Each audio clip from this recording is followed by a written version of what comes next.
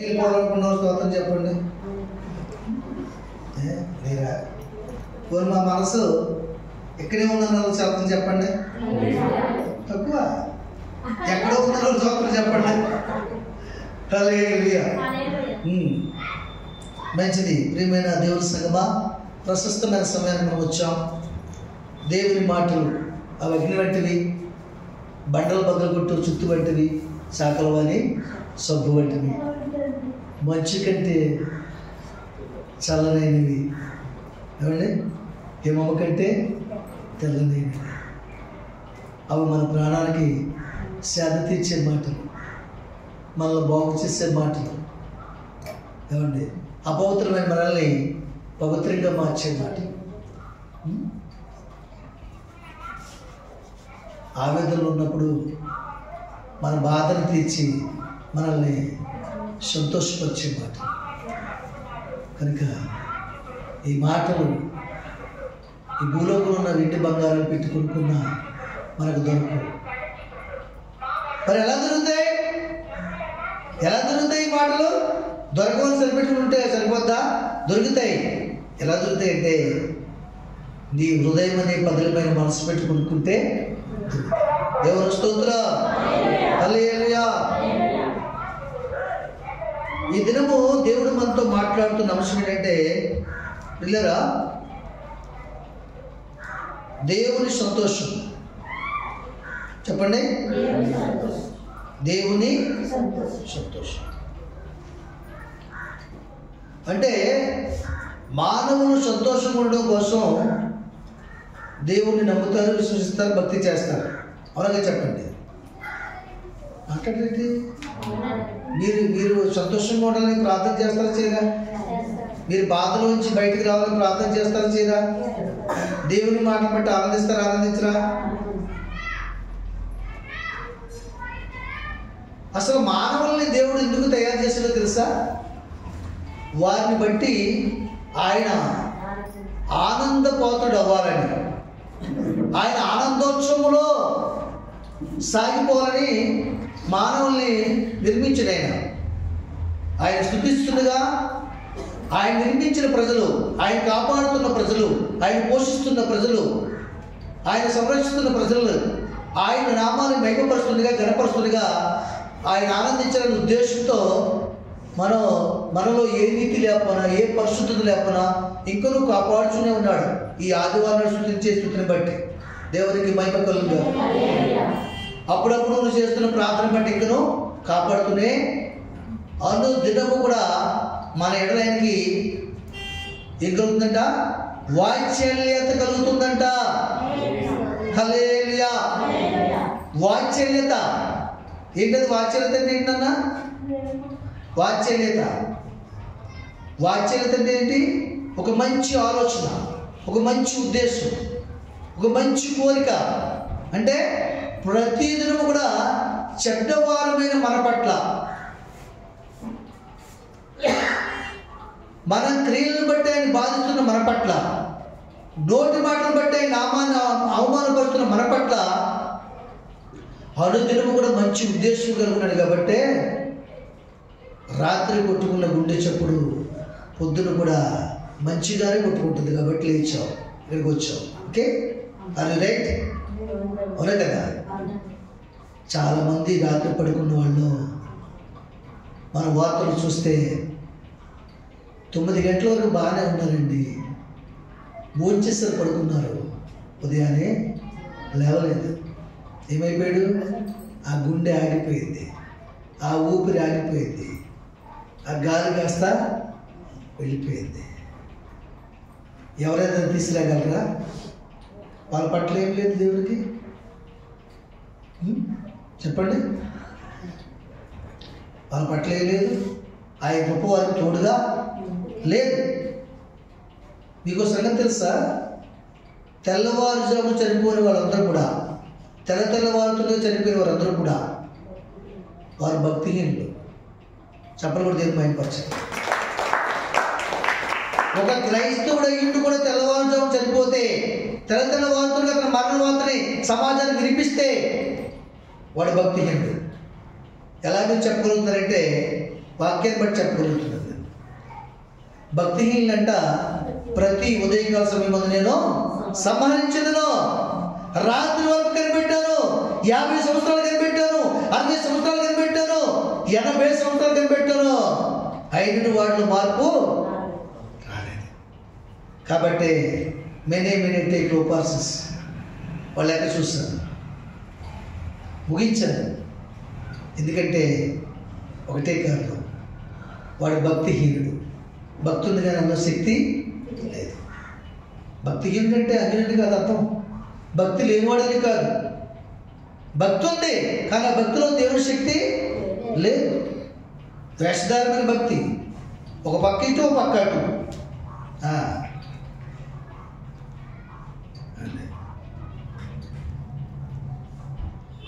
కాబట్టి ప్రియులారా, దేవుని సంతోషపరిచే మానవుడిగా, ఒక విశ్వాసిగా, ఒక దేవుని కుమారుడిగా, కుమార్తె వలె ఉండాలని దేవుడు మన పట్ల ఇప్పటికీ ఆశపడుతున్నాడు. నువ్వు అనుకోవచ్చు, నేను అందరికంటే బాగా దశంభాగం ఇస్తున్నాను, కానుకలు ఇస్తున్నాను పాస్టర్ గారికి, దానివల్ల దేవుడు సంతోషిస్తాడని నువ్వు అనుకోవచ్చు. నేను 2 ప్యాన్లు ఇచ్చాను, అందరూ ఒకటే ఇచ్చారు, దాన్ని బట్టి కూడా దేవుడు సంతోషిస్తాడు. నువ్వు అనుకోవచ్చు, 5 బస్తాలు సిమెంట్ ఇచ్చాను, అందరూ 2 ఇచ్చారు, దాన్ని బట్టి సంతోషించనుకోవచ్చు. దాన్ని బట్టి సంతోషించలేక దేనిని బట్టి సంతోషిస్తుంటే, భూమి మీద కృప చూపుచు నీతి న్యాయం కలిగించు దేవుడు ఆయనేనని పరిశీలనగా తెలుసుకుని, నీ హృదయాన్ని పరిశీలించుకుని, నీ ఆత్మను పరిశీలన చేసుకుని, ఆత్మసాక్షి చెప్పినట్లుగా సత్యం ముందు నివసించి, విశ్వాసం ముందు నిలుచుండి, ఆయన నామాన్ని గణపరిచి, మహిమపరిచి, ఆయన ప్రేమని లోకంలో వెల్లడి చేసి అనేకులై ఎందుకు నడిపించినప్పుడు మాత్రమే సంతోషిస్తలేదు. చెప్పండి. హల్లెలూయా.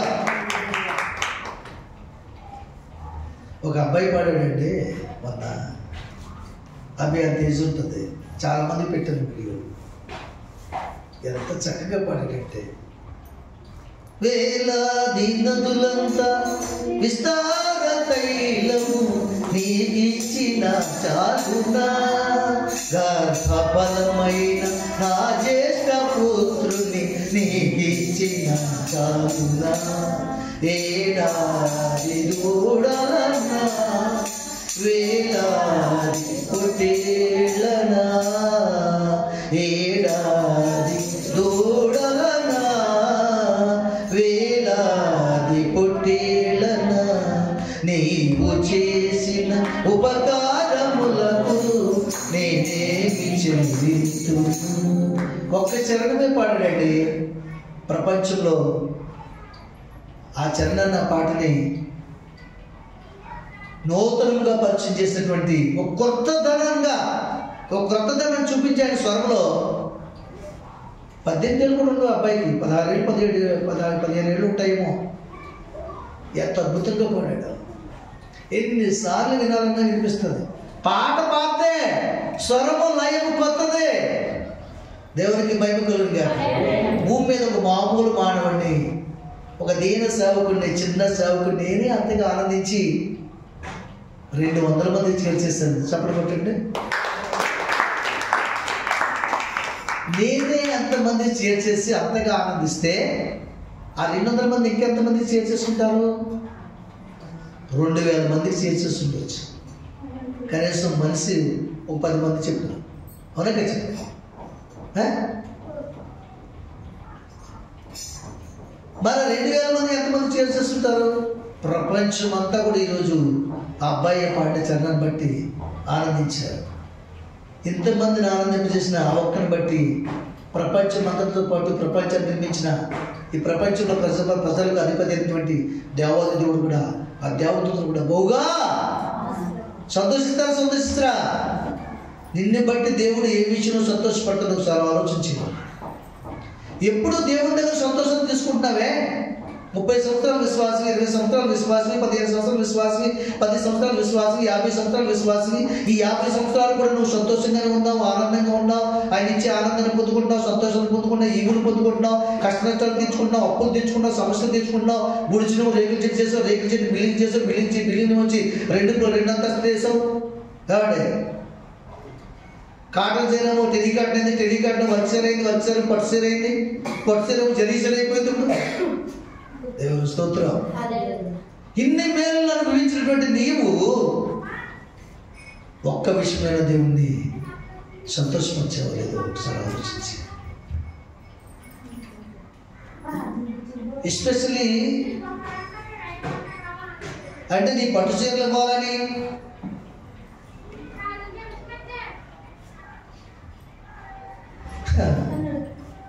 ఆర్డర్ వస్తుంది అమ్మాయి గారు. దేవుని స్తోత్రం. నీ యొక్క పట్టు చీరలు ఇవ్వాలని, లేకపోతే నీ వేలాదినంత విస్తార తైలం ఇవ్వాలని దేవుడు ఆశించట్లేదు. దేవుడు అధికముగా ఎవరిని బట్టి సంతోషిస్తాడో తెలుసా? ఇవి ఇవ్వకూడదని చెప్పట్లేదు, నేను తప్పక ఇవ్వాలి, ఇవన్నీ కూడా ఇవ్వాలి. ఎందుకంటే నీకు దేవుడు ఇచ్చిందంటే ప్రతిదీ కూడా దేవుడు ఇచ్చాడని కృతజ్ఞతతో ఇవ్వాలి. అప్పుడు మరొకటి పొందుకోవడానికి అవకాశం ఉంటుంది. ఒకరి దగ్గర అప్పు తెచ్చుకున్నాం అనుకోండి, మొదటి అప్పుని తెచ్చుకుని ఎగ్గొట్టేస్తే రెండో అప్పు ఇస్తాడా? ఇవ్వడు. ఎవడు తీర్చేస్తే తీర్చామనుకోండి వెళ్ళబడుతుంది. తీర్చేసామనుకోండి ఏం చేస్తాడు? మరలా మొదటిసారి 10,000 తీసుకుంటే రెండోసారి 20,000 ఇస్తాడు. అవునా? మొదటిసారి 1000 రూపాయలు తీసుకుని ఎగ్గొట్టయితే ఇస్తాడా? ఇవ్వడు. దేవుడు కూడా అంతే. ఏ మేలు పొందుకున్నా ఆ మేలుని బట్టి దేవుని మహిమపరిస్తే అది తిరిగి ఆయన చూపించాలి. నువ్వు తీసుకుంది 1000 తీసుకున్నావు, కనీసం 100 చూపించొద్దా? 10,000 చూపించొద్దా? ఏమ్మా 6,000, 3,000, 5,000 పెన్షన్ తీసుకుంటున్నారు. ఎప్పుడైనా చూపించారు దేవుడికి? అంతా చూపించట్లేదు, కొంత. మరి ఎలా సంతోషిస్తాడో పెన్షన్ బట్టి దేవుడు? నీ ఇంటిని బట్టి ఎలా సంతోషిస్తాడు? నీ ఇంట్లో మూలస్థానం తీసి అక్కడ ప్రార్థన చేస్తున్నావా? అప్పుడు సంతోషిస్తాడు. ఇంట్లో లోట్లను తీస్తాడు, సమాధానమైన సంగతులతో నింపుతాడు ఇంటిని. నీ హృదయంలో నీ భాగం అన్నింటిలో నీ కాళ్ళు చేతులకు అక్కర్లేదు, నీ కళ్ళకి అక్కర్లేదు, నీ బ్రెయిన్ అని అక్కర్లేదు. నీ భాగంలో ఏది కావాలి? నీ శరీరానికి మాట్లాడండి. అది కావాలని తెలుసుంటే పోనీ ఎప్పటికైనా ఇవ్వడానికి ప్రయత్నం చేస్తామేమో. మాట్లాడండి, నోరుతారండి. ఏం కావాలి? ఆయనకి ఏం కావాలి? నీ నుంచి నీ హృదయం కావాలి. అవునా? హృదయం కావాలంటే కోసేవని ఇచ్చేయడా? ఏమండి? కోసేవని ఇవ్వాలి, లోపలికి తీసి అది ఇస్తే మనం బ్రతుకుతామా? మరి ఎలాగే ఇవ్వగలం? ఆ హృదయానికి ఒక ఆలోచన ఉంటుంది, ఆ ఆలోచనకి మనసు ఉంటుంది. ఆ మనసు ఇస్తే చాలు. ఆ హృదయం అనే మనసుని ఇస్తే, ఒక దైవజనుడు పాట పాడారు కదా, ఆంధ్రప్రదేశ్ క్రితం, హృదయమే నీ ఆలయం క్రీస్తు.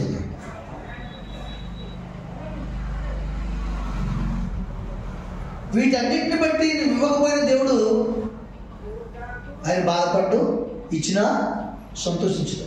ఈ లోక సంబంధం దేవుడు అయినను కృతజ్ఞత కలిగి ఇవ్వాలి. ఒకే ఒక విషయంలో ఆయన సంతోషిస్తారట. ఆ మాట మీకు చూపించి ముగిస్తారు. చూడండి, ఎహెజ్కేలు గ్రంథము, పరిశుద్ధ గ్రంథం నుండి ఎహెజ్కేలు గ్రంథము 18వ అధ్యాయం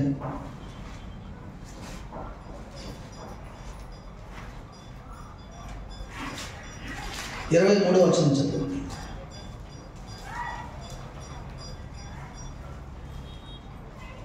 దుష్టులు మరణం నుండుట చేత నాకు ఏమాత్రమైనను సంతోషం కలుగునా, వారు తమ ప్రవర్తన దిద్దుకుని బ్రతుకుటయే నాకు సంతోషము. ఇదే ప్రభువుకు యెహోవా వాక్కు. ఆ రెండో మాట కావాలి మనకి. దేని సంతోషం అంటే వారు వారి ప్రవర్తనను దిద్దుకుని బ్రతుకుటయే నాకు, చదవండి,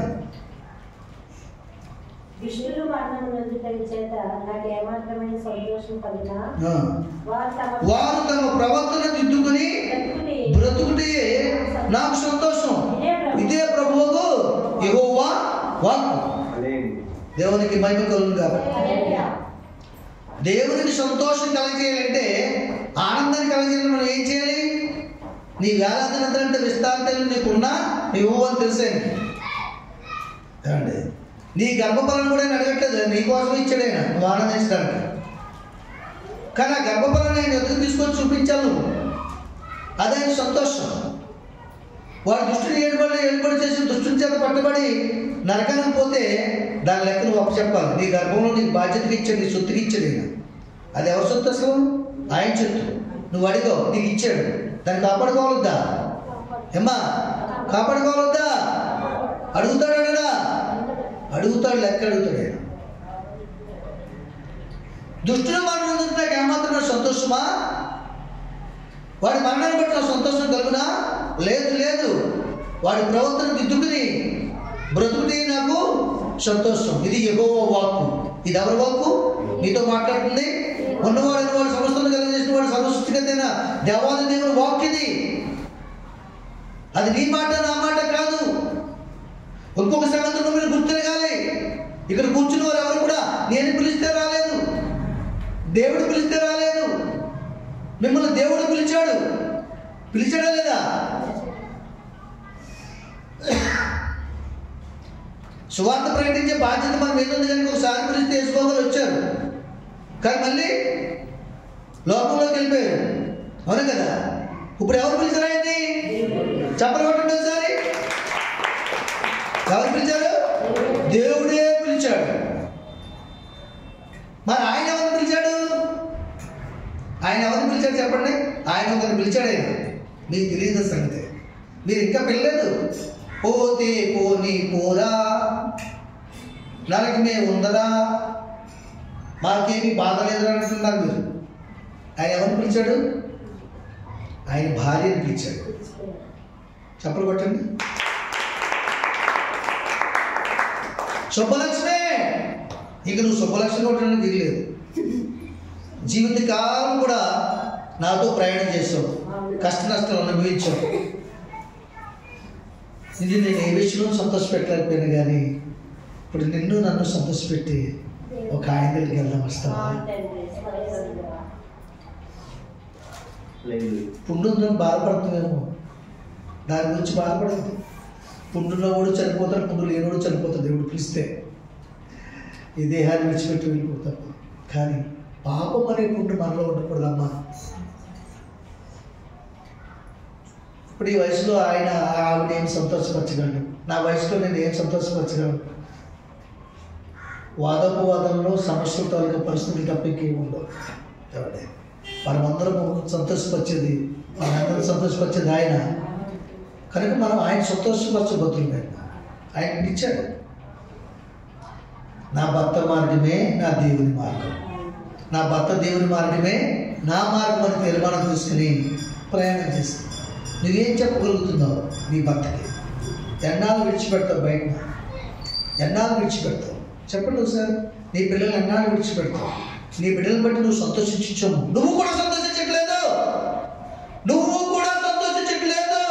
కనుక నేను ఒక్కొక్కసారి నీ నోటంటే నేను వింటున్నాను, దేవుడు వింటున్నాడు. ఎందుకురా అలా చచ్చిపోతున్నావు? ఎందుకురా? సావరా? ఒకసారి జ్ఞాపకం చేసుకో. అలాగే ముందుగా పెంచుతున్న బిడ్డ కోసం మాట్లాడుతున్న మాటలు తల్లి, తండ్రి కూడా మాట్లాడుతుంటాడు. కొంతమంది తల్లిదండ్రులు మాట్లాడుతుంటారు, పిల్లలు మాట్లాడకపోతే. భర్త కూడా భారతకాలం బతకలేదంతో అన్నటువంటి స్త్రీ కూడా అతను పెట్టే బాధలు బట్టి అలాంటి వాడు ఉన్న ఒకటి చచ్చిన ఒకటి నన్ను నా భర్త గురించి మాట్లాడతారు. ఎవరి కోసమని మాట్లాడండి, కానీ మాట్లాడని భర్త అనే పదరికి అర్థం తెలియని వాడని చేసుకున్న స్త్రీ ఆ భర్త కోసం సాక్ష్యం చెప్తుంది. అంటే నువ్వు సంతోషించట్లేదు కాబట్టే కదా నువ్వు కన్నబిడ్డలను దూషిస్తున్నావు. వాళ్ళని విసిగించబట్టే కదా, నిన్ను బాధపరచబట్టే కదా. భర్త లేకపోతే విలువ తక్కువ అని అనుకున్నప్పుడు కూడా వెదవరాలు ఉన్నా పర్లేదు, కానీ వీడు ఉన్నవాడే లేకపోతే వాడు తీసుకెళ్ళిపోదేవాడా? లేరా అలాంటి వాళ్ళు? లేరా భర్త పెట్టి బాధలు భరించలేక? లేరా?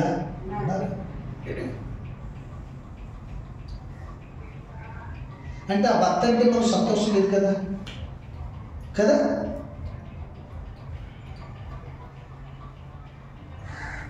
అలాంటి పరిస్థితుల్లో జీవితాలు అనుభవించిన అందరూ కూడా నిజంగా భర్తను తీసుకెళ్ళిపోతే వాళ్ళ స్వాతంత్రం వచ్చి హాయిగా బ్రతుకుతున్నారు, హాయిగా పిల్లల కార్యక్రమాలు చేసుకుంటున్నారు, చక్కగా పెంచుకుంటున్నారు పిల్లల్ని.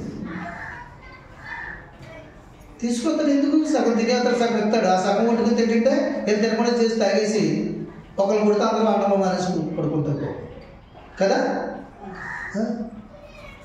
ఇలాంటి పరిస్థితులు ఉన్నాయి లోకంలో.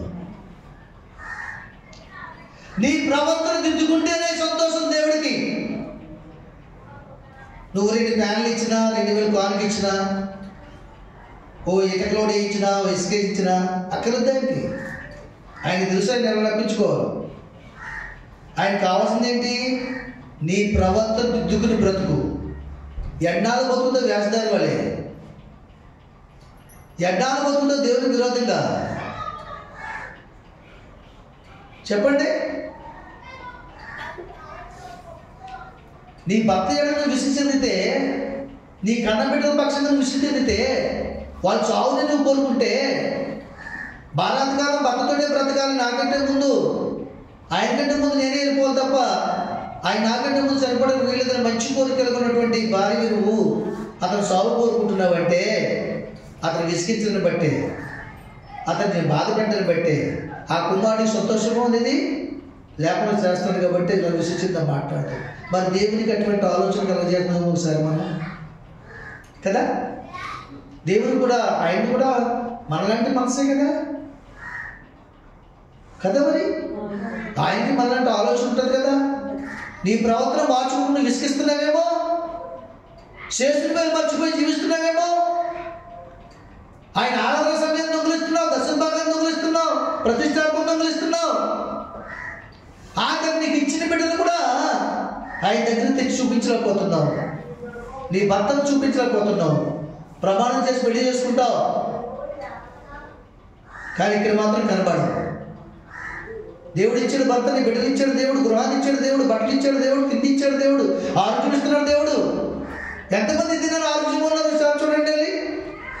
అది రాత్రి బాగానే ఉన్నాడండి, ఇలాగైనా ఎవరో పిలిచారు, ఇలా డబ్బులు ఇస్తారని చెప్పేసి వచ్చినప్పుడు యాక్సిడెంట్ అయింది, కాలు విరిగిపోయింది, మంచాన్ని ఉన్నాడండి. మనం ఎక్కడికి వెళ్ళి క్షేమంగా వస్తున్నాం? ఆయన కృప, ఆయన వాంఛనంత నిజముగా అనుదినం కూడా నూతనమైనదిగా మన పట్ల ఉన్నది. మళ్ళా విశిష్టమైనదేనా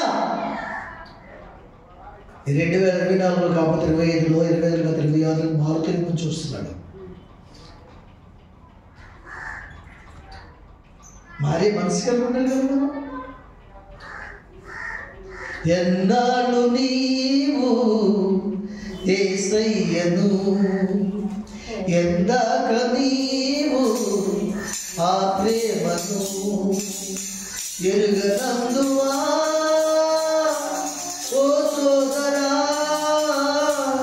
తెలియనంటివా ఓ సోదరి, నీకై యేసు శ్రమనొందలేదా, నీకై ప్రభు మరణించలేదా, నీకై యేసు శ్రమనొందలేదా, నీకై ప్రభు మరణించలేదా. ఎన్నాళ్ళు నీవు యేసయ్యను, ఎందాక నీవు ఆ ప్రేమను ఎరుగనందువా, తెలియనందువా, ఎరుగనందువా ఓ సోదరా, తెలియనంటివా ఓ సోదరి, నీకై యేసు శ్రమనొందలేదా, నీకై ప్రభు మరణించలేదా. ప్రార్థన చేసుకుందాం. తరువాత పరిశుద్ధ జీవానికి జీవం కలిగిన ప్రభు, గొప్ప దేవుడికి మంచి దేవుడు అనుదినము మా పట్ల వాచ్యంతో చూపుతూ రాత్రి పడుకున్న వారి క్షేమంగా ప్రభు లేదు కానీ ఈ రీతిగా నీ సందులో కూడుకోవడానికి వీలు కలుగు చేసుకోవాలి. ఎంతవరకు ఆరాధించే మనసు ఇచ్చేవారు కానీ ఎవరి బిడ్డలు ఇచ్చేందుకు అప్పుస్తున్నారు. సండే స్కూల్ బిడ్డలు ఇచ్చేందుకు అప్పుస్తున్నారు. ఇక్కడ కూర్చున్నటువంటి తల్లిదండ్రులు బిడ్డలు ఇచ్చేందుకు అప్పుస్తున్నారు. ఎవరు సంధి రావట్లేదో మనం నడిపించడం. ఈరోజు తన ప్రభు నా ద్వారా మీరు కారుస్తున్న కన్నీరు వాళ్ళ మనసులు రేపారు బాబు రంజింప చేయండి. నేను ఏ విషయంలో నాకు ఇచ్చిందని దేవుడు చూపించలేకపోతున్నాను. ఆఖరి నా బిడ్డలు కూడా చూపించలేకపోతున్నాను. ఇది నాకు ఆశీర్వాదమా శాపం అనేటువంటి విషయాన్ని గమనించే మనసు దయచేది. భక్తి ఎందుకు నడుస్తున్నారయ్యా? సంహరించబడే జాబితాలో ఉన్నారా? రక్షించబడే జాబితాలో ఉన్నారా? ప్రశ్న కలిగజేయండి ఆయన. ఈ దినపదన ప్రభావ మేము ఇచ్చే కానుకలు బట్టి ఆయన ఈవులు బట్టి మీరు సంతోషించరు కానీ మా హృదయ అర్పణ బట్టి ఆనందించే దేవుడు అయ్యా. మా హృదయం మీకు అప్పగించే మనసును దయచేయండి బాబు. ఎవరి బిడ్డలు ఆయన నడిపించండి ఆయన. నాకు ఇది ప్రత్యేకంగా మీరు జ్ఞాపకం చూసుకుంటుంది. వచ్చే వారిని సండే స్కూల్ నడిపించిన వీలు కలిగించేయండి బాబా. దాన్ని కాడి పెట్టినప్పుడు ఎవరి కాలం మంది కాడిపోయినాడు తండ్రి. నీ ఉద్దేశంలో తన పట్ల నెరవేర్చండి. మనసుని కూడా మీరు జ్ఞాపకం చూసుకున్నాను. బాధ్యత కలిగిన ప్రభు చిన్న బిడ్డల సమయం నడిపించిన ప్రభు ఒక పనిని తనకు అప్పగిస్తున్నారు. విష్ణుత్రాలు అలాగే నవ్యాన్ని మీరంటారు ప్రభు. మరి మిగతా బిడ్డలను జ్ఞాపకం చూసుకుంటారు. ప్రతి ఆరాధనలో కనపడే భాగ్యం దయచేయండి. తర్వాత బిడ్డల్లో ఏ లోటు కలుగున్నారో అయినా లోట్లు మీరు తీర్చండి. అవసరం తీర్చండి. బలహీన బిడ్డలు స్వతపరచండి. మరి సమస్యలు పరిష్కరించిన మరొకసారి గొప్ప దేవుడు వారి సాక్ష్యం చెప్పుకునే భాగ్యం దయచేయండి. నూతనంగా మాకు ఇచ్చిన ఆత్మ నిశ్శబ్దంగా శుభవార్తగా మీ చేతులు అప్పుస్తున్నాం. పొద్దున దెబ్బల చేత కాలు పుట్టడం బాబు ఆ గాయకుడి కట్టిందయ్యా. లేవనెత్తిన బాబుని సాక్షిగా వాడుకుంటారు. వారి ప్రార్థన బట్టి వారి కుమారులకు వాళ్ళకి బిడ్డలకి రక్షణ జీవితం దయచేసి వచ్చే వారి నుంచి వారు కూడా తనకు సండే స్కూల్ తెలిపి వారి మనం పంపడానికి మనసులు కలుగు చేసి ప్రార్థన చేసి ఆయన స్థితిని కలుగు చేస్తున్నాయని మనం గొప్ప చూసుకుని మహిమపరచుకోమని సమస్త ఘనత మహిమ ప్రభావం మీరు ఎంతవరకు ఇతర వాక్యం దృష్టి తెలుపుకొని వారి హృదయంలో ఫలింపజేసిన మీరే మీ రామని గొప్ప చూసుకుని మహిమపరచుకోమని నన్ను దినమంతా తండ్రి సందులో ఆనందింపజేసి తృప్తిపరిచిన ప్రభా నడిపించిన స్తోత్రాలు. మరి సాయంకాల సమయంలో జరగబోయే ఆరాధన కూడా మీ నామానికి మహిమత్మే జరిగి మీ నామాన్ని గొప్ప చేసుకోమని నన్ను ఆరాధన పెట్టుకుని కుమార్తె కరుణను ప్రత్యేక దీవించి సంస్థాన్ని సమకూర్చి సహాయం దయచేయమని చుట్టుపక్కల పరిసర ప్రాంతాల్లో వాక్యం ఎత్తుతున్నప్పుడు నాయన అనేకుల్లో మార్పు చెందుతున్న ప్రభా మీరు దర్శించి మీరు ఆకర్షించి దయచేయమని గొప్ప దయచేయమని గ్రామాన్ని తన ప్రభా తన పరిసర ప్రాంతం శాంతి సంబంధం చెప్పి నీ నామ మహిమత్మే వాడుకోమని కృపలో భద్రపరచమని యేసుక్రీస్తు శక్తిగల నామములో వేడుకుంటున్నాను పరమ తండ్రి.